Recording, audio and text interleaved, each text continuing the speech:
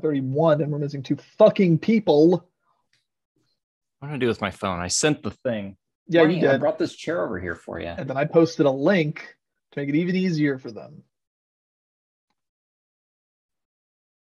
If only they had some sort of say in when we were going to start.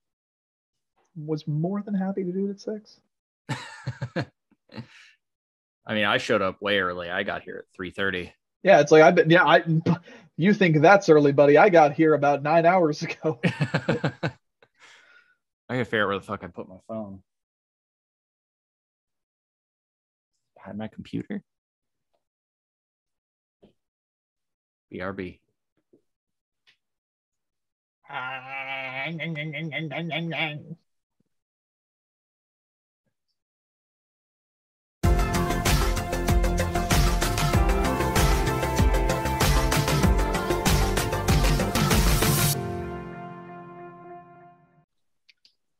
Gentlemen, we are gathered here in the year of our Lord 2021 for, as far as the audience is concerned, the sequel to the 2019 Game of the Year discussion.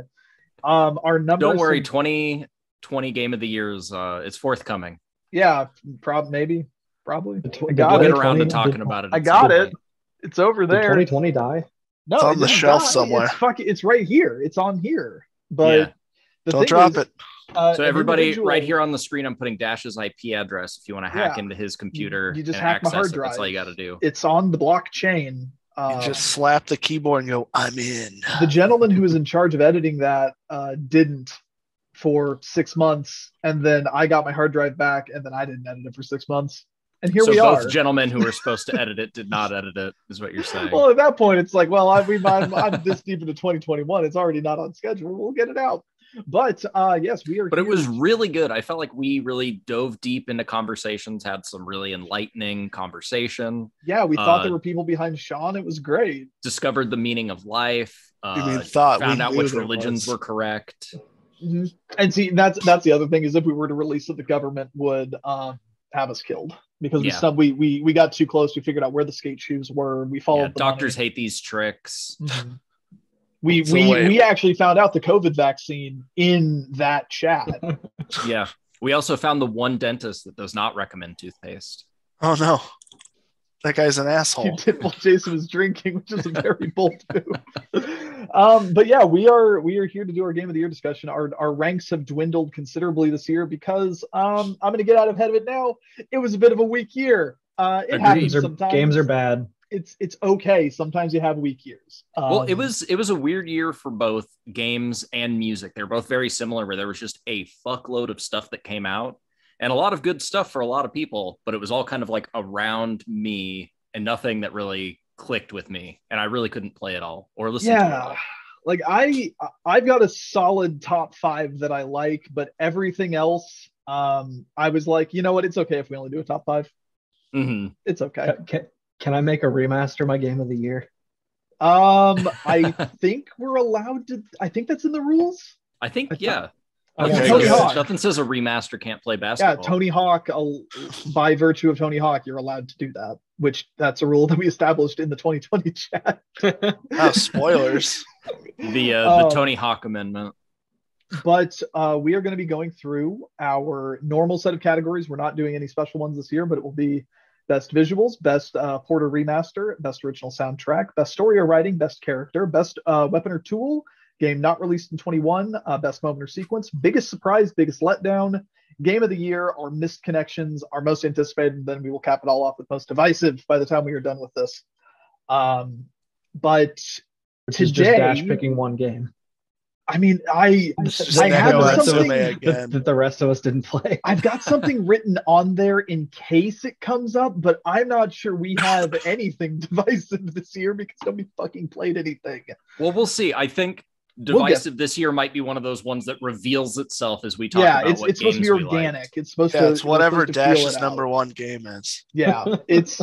You know, I have a feeling this year it's not going to be Dash's favorite game. It might be Hunter's favorite game. I'm just happy you didn't say The Division, so I'm going to take that and call it a win. But today we are going to be kicking it off with Best Visuals. I have long held the standard that there are soundtrack years and there are graphics years, and this was very firmly a graphics year. Mm-hmm. Yeah, music sucked. I think between the release of the new consoles, kind of like actually getting into their stride this year, we've gotten some really, really, really good looking games. I am once again going to deviate from my strategy of pixel art stylized and realistic, because I'm going to do two on here that are getting a little further away from that, but I would like to say that my number 3 entry for this, I am choosing this not only for its graphical fidelity, I'm choosing it not only for its very consistent performance that I enjoyed, but I'm primarily choosing it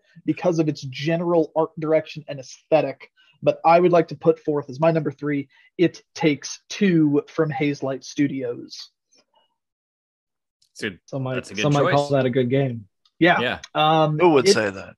Some might call it a horrible game, and those people are stupid. Yeah, fuck those people. We'll get there.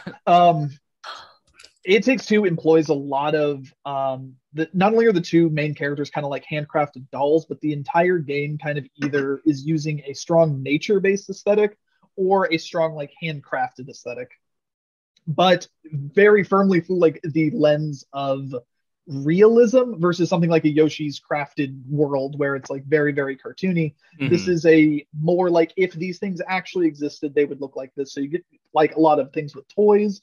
When you get into the outside environments, you get a ton of stuff like the squirrel colony. All of the weapons are like very small practical devices where it's like, oh, this thing's going to shoot nails or this thing's going to shoot water. Like they all obviously a healthy dose of its video game fantasy, but they all kind of like look like they would work. It's a super cohesive visual style, and I think it works really well. In addition to that, every single like section of the game just looks great. Unbreaking frame rate, at least on the newer consoles, and it's my understanding they run pretty well on the old ones even. And I just think that game looks really cool. I like its style a lot. I think it treads the ground between a super stylized thing and a realism very, very effectively. And I really enjoy how that game looks. That game did look great. I think the reason it didn't make my list was I felt like there weren't very many points where I was like, you know, when you stop and while you're playing a game, you're like, oh, that looks cool. Let me just kind of like stand back and like look at this a little bit. So it's like, yeah, it had great performance and it was really cohesive. But there weren't any times where I was like, oh. I think the only super standout part of it to me that like really vividly sticks in my memory is the Rainbow Road part. But even that, it's like not that great. But I think it's a very consistent, very reliable look. Yeah, and I think reliable, stable frame rate and all that stuff is going to be important later on when we start talking more about games. Yeah, I thought all the different areas of It Takes Two were just pretty enjoyable to look at, and each level had its own different thing. It wasn't like looking at the same thing over and over again. And I mean, they did a good job at the age-old positive of what if I was little and real stuff that I've seen in real life is big? What if you fought a vacuum? It always goes well. Being little in a realistic world of normal shit always sells. What if Honey, I Shrunk the Kids, but it was Honey, we got shrunk by a magic book? Honey, the kid shrunk us. Yeah, the kid did shrink them.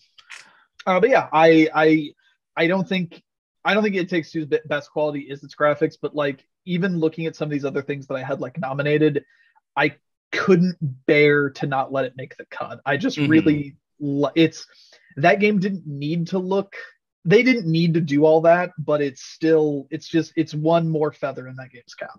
But I like the clock level. The clock level's super cool. The fucking angel stuff. Game's cool. I think it does a lot. It's a game I'm bummed that I can't just pick it up and screw around with it because you have to have a second person. Mm-hmm. Otherwise, like I would 2 thumbs. Like I would like to replay it at some point and play as like the opposite characters, but same. I think I don't like you said, I don't think it's like the best looking, like high quality, all the fancy technology looking game, but I think it's just an enjoyable design. Yeah. Mm-hmm. Doesn't have enough God rays for me. But with that, Ryan, I hope your number 3 has enough God rays for Hunter. Hit me with your number 3. It probably doesn't. Mine's going to be Psychonauts 2. Okay. most of the same shit you said before about consistent design. I think a lot of the designs and stuff really like ooze charm.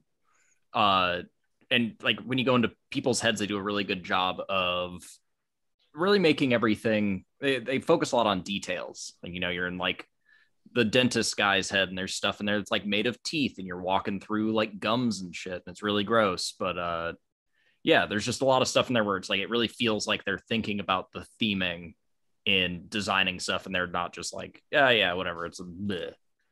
It all feels very handcrafted.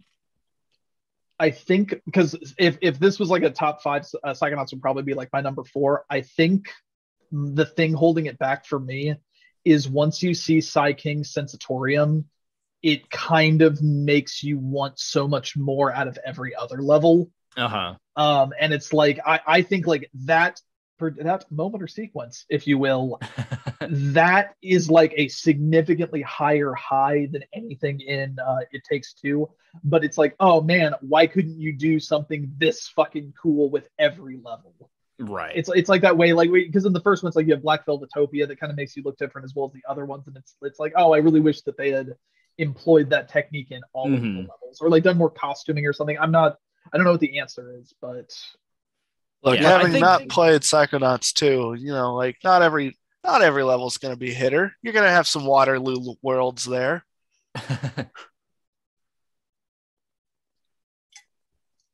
Anyone here, Dash? I can't tell if you're supposed to be talking or you're mumbling. I'm talking real quiet, but I like Waterloo World. You suck. I think Waterloo World has a really cool, cohesive visual design. Yeah, but the level sucks. I think it's fun. It's them trying something different. It just whatever. Oh well. But yeah, I think that that's my number 3.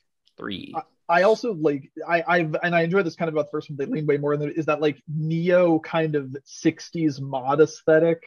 I think looks really nice. Also, I like Psychonauts 2's just overall visual design. Yeah, and I like the camp stuff. There's something about like going up to the fucking like mystery spot or whatever it's called, and that was charming. It really seems like, because I've seen pictures and stuff of the mystery spot, that like it really feels like a place that like they've been and they did research and then they, you know, skewed it in that weird Tim Schafer art style, made everything look horrible and ugly in a very charming way. And like it looks like, I mean, obviously it's significantly higher def and, you know, several generations removed from the original, but it looks the way I remember Psychonauts 1 looking. Like the whole, like it remains visually consistent with the former, despite the significantly greater detail and everything. Right. And I like that. Good shit. But it sounds like that's all you have to say. So Hunter, what remains visually consistent for your number 3 spot? Well, we're gonna start off strong this year by saying I did not play this game. Is okay. I hope I know what it is. You might. I don't know. I tried to do the pixel realistic stylistic thing, but I genuinely couldn't even name a pixel game this year. So I just went with 2 stylistic ones instead. And my number 3 is Solar Ash. Ah, yes. It does have a cool style. Because it looks really nice. And originally I was going to give this to Sable, but then I watched gameplay of it and it hurt my eyes and it looked like it ran like shit. So I went with Solar Ash instead. We might really dig into that one later. I really wish I could have played Solar Ash, but between it being we'll get into that later. Between it being $40 and it kind of reviewing all okay. It seemed to get pretty middling reviews when it came out. But those visuals, though, was like, looked real nice. Good. All the gameplay I saw of it didn't look too great, but it looked real nice. I think I looked at Solar Ash in that period where I was like, okay, I really need to like buckle down and figure out what games I'm going to like this year. And I was like, well, maybe Solar Ash. And everyone was just like, it's PlayStation exclusive. It's like, I want to try it for maybe half that price. Because I bet I'll enjoy it. Like I bet I'll have I'm sure I'll finish it, but $40 on something that middling that is also probably that short, I don't think I can do. But it does look good.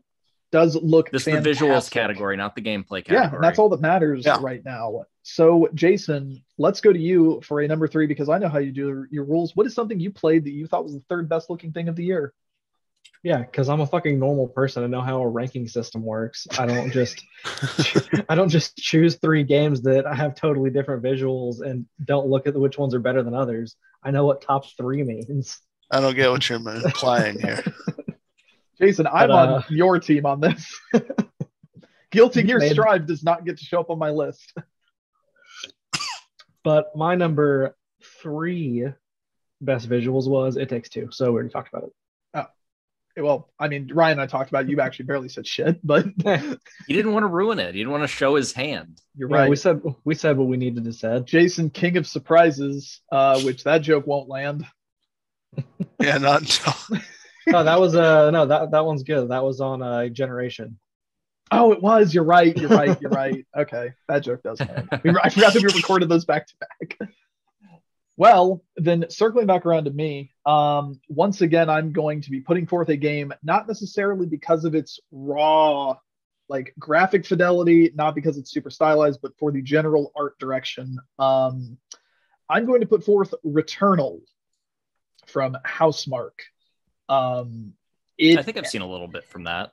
Yo, you like that H.R. Giger? You No. like What If Space Was Fucked Up?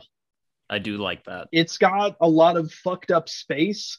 I've seen the organ boss, the ones that like playing the big pipe organ. Yes. Like that was fucking cool. There's cool, and also translating Housemarque's general, like kind of shoot 'em up style to a 3D runaround shooter is super, super cool. I think like what if a Bullet Hell was a third person shooter looks really, really, really cool with it, but also just the general vibe and the ambience of it. I really like Returnal despite a lot of its shortcomings. But existing in that world, seeing the shit, every monster is like super cool, glowy neon horror shit. And shooting it feels super duper good. Yeah, looking at it feel though. I only saw like 30 minutes of it over like when I played it at your house like a month or so ago. I was hoping I would have time to actually dive into it, but it looked pretty solid. Like I enjoyed what I saw of it, and I only saw like a very, very small portion of like early gameplay. It also has particle effects out the ass constantly, and I love me some particle effects. How much ray tracing is there? I None. don't They spent it all on think fog there's banks. anything reflective in it, but it's pretty dark. From what I saw, it's pretty dark. It's grungy. It's icky. It's hostile and icky, and it's a dank world. I would love to have a Metroid game exist in this world. I think that would look pretty fucking cool. But let's not talk about what it could be, and instead, Ryan, what is your number two? This is going to be my realistic graphics one, because it's going to be lower always, because I always prefer a good art style over just looking really cool. Oh no, looking realistic. But I went with Forza 5. Hey, I also went with Forza 5. I also went with Forza 5. Yeah, it looks really fucking good, and I'm playing on like an original Xbox One, and it's like I'll stop and just like look at shit, and just like in awe on this like old ass system, and it runs perfectly smooth. I've never run into any frame rate issues. Loading's a little long, but what can you expect? So I haven't played it a ton, but it's run well. I mean, it does the cool Forza thing of, hey, these cars look nice, and also the setting looks nice. Yeah. When Mr. Philly Spence said that all of the like Xbox One or Xbox Series games are going to also play on like the Xbox One hardware and vice versa, I got super duper worried that we were either going to run into a situation of stuff isn't going to look as good as it could because it has to run on the old system, or people are going to end up getting shackled to borderline unplayable versions of these games because they don't give a shit about the original Xbox things. But when I watched the fucking Digital Foundry piece on all of the like the way, because obviously I'm playing this on a Series X and it looks fucking incredible. When I saw the Digital Foundry piece for how this looked on the old consoles, I was absolutely floored at what they were able to squeeze out of that machine. and still hit a super consistent frame rate while looking really, really good. Yeah, I was entirely expecting to have to play it through like the cloud or something, which isn't available right now anyway. Or just have a game that looks like, you know, like Play-Doh pieces mushed together with shitty textures and stuff like that. I really don't feel like I'm missing out on anything by not having upgraded yet. Like it looks nice, it plays nice. I've been really surprised with Forza and Halo. Like I wasn't super paying close attention to Microsoft releases because I honestly expected both of those games to not be on the Xbox One. I didn't realize they were both going to be available to the last generation. I thought they were going to be high enough quality kind of goals for them that they would only be on the new system. So I've been pretty impressed with how solid they run and look, even playing on just a normal Xbox One. And I think it's just because Microsoft's been doing so much of like they've had such a big initiative to bring their stuff to PC. Like they're already building in all these different like, you know, levels of assets and fidelity. But like as I guess it doesn't matter now because we'll circle like Forza Horizon 5 is my number one with like a fucking bullet. The fact that they were able to you don't shoot in that game. Oh, maybe you do. Sorry, I guess that's exclusive to Series S. That's the one that has the guns. But the fact that they're able to get the game looking as good as they do on this console, and then looking at the original one, it's like that's a totally fine version of that game. And it's like I love being able to run it at 4K and 60 and all that stuff on mine, but it's like I don't think that is even remotely an unplayable version or like undesirable version of the game. Mm-mm. Like I am thoroughly impressed with the delta of graphics that they managed to achieve. Very round tires. Very round tires. Extremely. A lot of polygons. Bro, have you seen those tires? You can put an anime girl on a Lamborghini. And I did. Yeah, that's all we can ask for. Yeah. You can make the worst looking Lamborghini Countach you've ever seen. But yeah, I think Forza Horizon 5 is I mean, it's like what they always are. Like I feel like every Forza game that comes out, it's always like, damn, look at how fucking round those tires are, look at how good these reflections look. But like the Horizon games having that open world quality to them, but like I honestly like I think the thing that pushed this into the number one category for me is honestly that Xbox original or that Xbox One version. I was floored when I saw how good it looked. I legitimately thought Red Dead 2 was going to be the last like really, really good looking game, like realistically good looking game I was going to play on my Xbox One. And I think Forza Horizon 5, it at least matched it. Like I think it would be cool if other developers could take that level of time and care into those old versions. Yeah. And hey, guess what? It paid off very well for Playground having that game come out, as it has done way better than any previous one. So yeah, and they're making the next Fable. Yeah, everybody loves that. Fucking, I'm excited as shit for that. I want to put an anime girl on a wizard cloak. Yeah, let me name my sword and put 2B on it. When's the new Fable? Never. I mean, 3 years probably. Oh, hopefully it's better than 1. Yeah, or 2 or 3 or Journey. Well, don't worry, it's only gotten worse since 1. Or pub games. Or Heroes games are there. So with that being Ryan's number 2, Hunter, what is your number? You were all no, Forza? we went around, so it was all Forza 5, Forza okay. 5, Forza 5. Your number 1, so I think it's my number 1 now. So yeah, we're now over to your number 1. Okay, I feel like the art style in this game was catered exclusively to me, and we are going to ignore performance issues. I don't think that's whatever. It's your list. This is visuals, and this has the frame rate of like a graphic novel. And the graphic novels sometimes have good visuals, but I went with Sable. Ryan, I've seen visual novels with more FPS than this game. Hey, there's a solid like 2 minutes where the game runs still pretty bad, but better.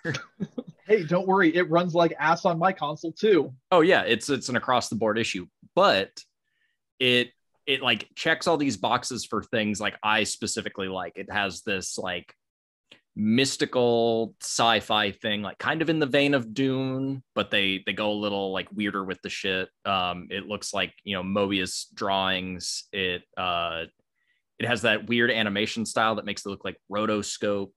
Yeah, I will give that. Like, I dig the way the main character moves at a. We talk about frame rate in this game. I like how the main character has fewer frames of animation than the rest of the game. Yeah, like it looks like it was hand drawn on kind of like a lower budget, but in that, yeah, like the rotoscope style. Mm-hmm. It also has a lot of like really cool design things. Like a big part of the game is driving around and exploring things, exploring these locations, being sent to different places. And there were definitely a few times where it's like I pulled up to a place and I was just like, holy shit, I did not expect this to be in here like this. Like they really lean into some of that kind of weird magic shit that shows up in it. And it's really cool.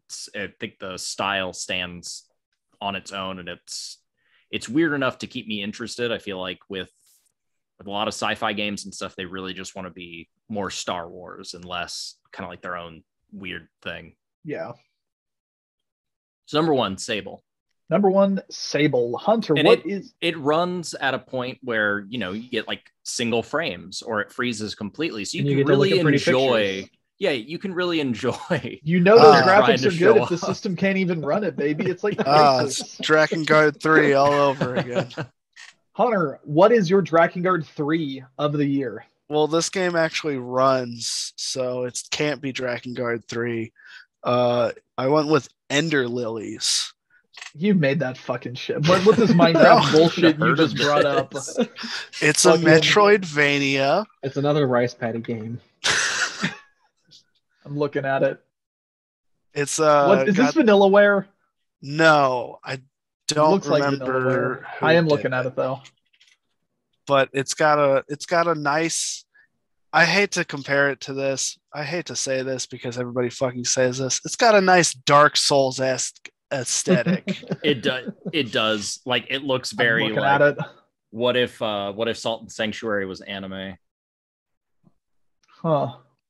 Yeah, it does look pretty cool though. Yeah, no, it might be a little reductive, but it looks like a Vanillaware game, and I think that's always. I mean, that's a good thing. You want to look like those. Mm-hmm. Pretty sure this is the studio's first game because they don't even have a Wikipedia page. So Binary Haze Interactive is the publisher. The developer is Livewire, and yeah, looking at their Steam page, this appears to be their only game. So good for them. Yeah. It looks real nice. I hate, like I said, I hate that I had to say it's Dark Souls-esque, but I mean, I can't really think of how else to describe it now. Sometimes games just be like that. Or like Salt and Sanctuary, or like Blasphemous, or oh man, this rain effect looks really good also. Yeah, that's a good looking game. Also, when Steam's saying more like this, it says Sekiro and Dead Cells, so I'm not surprised. You're not completely that far off. But with that, good choice, Hunter. Good choice, even though we haven't heard of it. Yeah, no, I actually like that. Weird. I like actually getting to hear one of these things that I've never fucking heard of, and then I can open it up and like actually kind of go, you know what? I would maybe fuck with almost that. Every game in all of Hunter's categories. Hey, he serves a purpose. I can outsource things to him. Hello. But Jason, what did you not outsource to anyone? So with my number one, I continued on the path of this game looked pretty, so it did best. My number one was Ratchet and Clank Rift Apart. Yeah, that's hard to argue. They made that little robot so fucking shiny. Yeah, it's like it almost didn't do blinding. Anything. It didn't do anything shocking, but it just looked good the whole time. Mm-hmm. And it was one of the, and it's still been at this point over a year and one of the few like PS5 games that I've gotten to play and enjoy. And like the parts, I mean, I was pretty sold on the visuals the first time you like shoot a little portal and then you pull the other, like you pull the reality towards you instead of like grappling hooking and just like zooming over to the portal. The fact that they just did it the opposite of what every other game ever would do was really enjoyable every single time, like through the entire game. That fucking game merits the existence of a new PlayStation in a way that really, really. The fucking bolts have ray traced reflections on them. That's like crazy. Going into photo mode and zooming in, and you can see perfect reflections on every bolt is insane. Are you comparing it to real bolts though? Because you're saying it's perfect. I don't think You're you've right. done that. You're right. I've never seen a ray trace bolt in real life. I need to get John Linneman to compare it to real bolt, but also let's just like the yanking the stuff towards you is really cool, but like being able to flip between level like worlds instantly for like that part of the game where you're kind of like shifting between the past and future, just instantly happening because of the load times. It's fucking cool. Like doing a grind rail segment, bouncing between entire levels it's fucking rad. Yeah, and I mean it was a prettier version of an obvious ripoff of It Takes Two. Yeah, we'll get into it. It Takes Two invented grind rails, which is kind of cool. They love to grind. I also liked being able to make all of the little shit I pick up whenever I blow anything up into little Red Bull cans. Yes. Yep. Which game's got better frog physics though?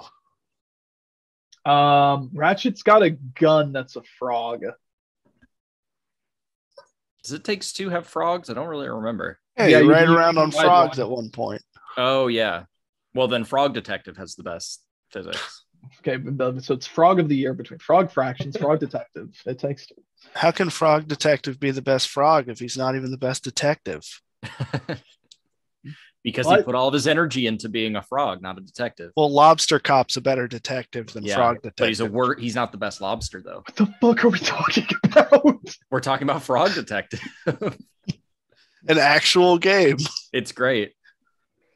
It's like I still don't know what Jamaican Whizzle Fizzles are. You guys never explained it to me. Jamaican me crazy.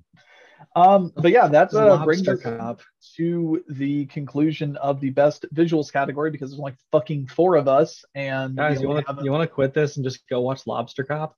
No, I just don't know what we're doing. I don't know what Lobster Cop is. I only know what Frog Detective is.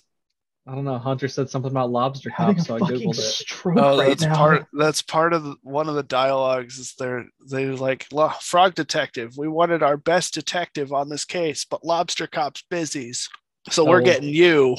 Lobster Cop is also a 2018 Chinese movie about 4 police officers open up a lobster restaurant as a cover in order to catch a notorious drug dealer, only to find their secret recipe is more popular than.